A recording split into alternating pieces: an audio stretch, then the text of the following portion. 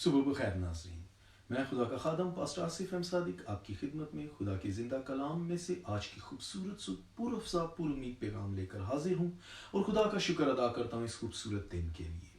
آئیے اپنے اس خوبصورت دن کا آغاز خدا کے کلام میں سے کرتے ہیں۔ خدا کے زندہ کلام میں سے جو حوالہ آج ہمارے سامنے ہے وہ رومیو کا خط اس کا 5واں باب اور اس کی 8ویں آیت ہے۔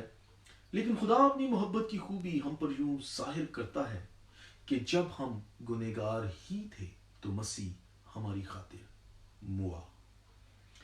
انسان جو ہے وہ اپنی عقلی اور انسانی دلیلوں اور توجیحات کو استعمال کرتا ہے اور ان پر بھروسہ کرتا ہے، لیکن خدا انسان سے پیار کرتا ہے اور یہ بات محسوس کرنے کی ہے۔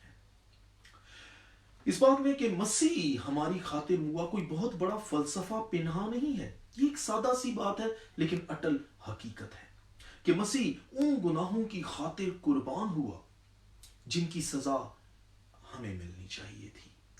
خدا کی اس عدالت کے جس کے ہم اہل تھے، خدا نے اپنے بیٹے کو ہماری خاطر، انسان سے پیار کی خاطر اس کے لیے قربان کر دیا۔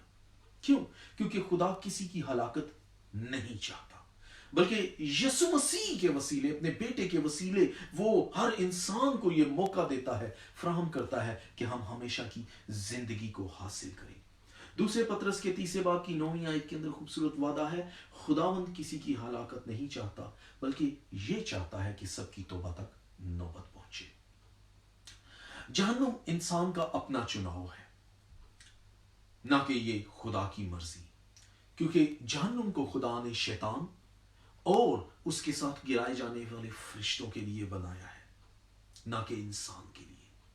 لیکن بہت سے لوگ خدا کو اپنی اچھائی کے باعث عقلی دلیلوں کے بنیاد پر خوش کرنا چاہتے ہیں اور یہ حقیقت بھول جاتے ہیں کہ انسان کا حقیقی کفارہ یسوع مسیح ہے، اور یسوع مسیح کو خدا باپ نے اس وقت انسان کے کفارہ کے لیے دے دیا جبکہ انسان نے ابھی خدا کے لیے کچھ کیا بھی نہیں۔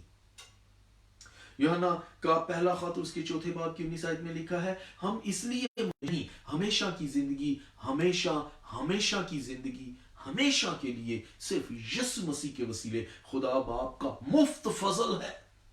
یہ اس کی مفت بخشش ہے جسے ہم خرید نہیں سکتے۔ اس لیے عزیزو، اب فیصلہ آپ پر منحصر ہے کہ آپ کا آج کا دن کیسا گزرتا ہے۔ اچھا ہے کہ آج کے دن کو شروع کرنے سے پہلے ہم اپنی عقل پر بھروسہ کرنے کی بجائے خدا پر بھروسہ کرنا سیکھیں، نہ کہ خود سری کو موقع دیں اور اس خوبصورت دن کو ضائع کریں۔ فیصلہ آپ پر منحصر ہے۔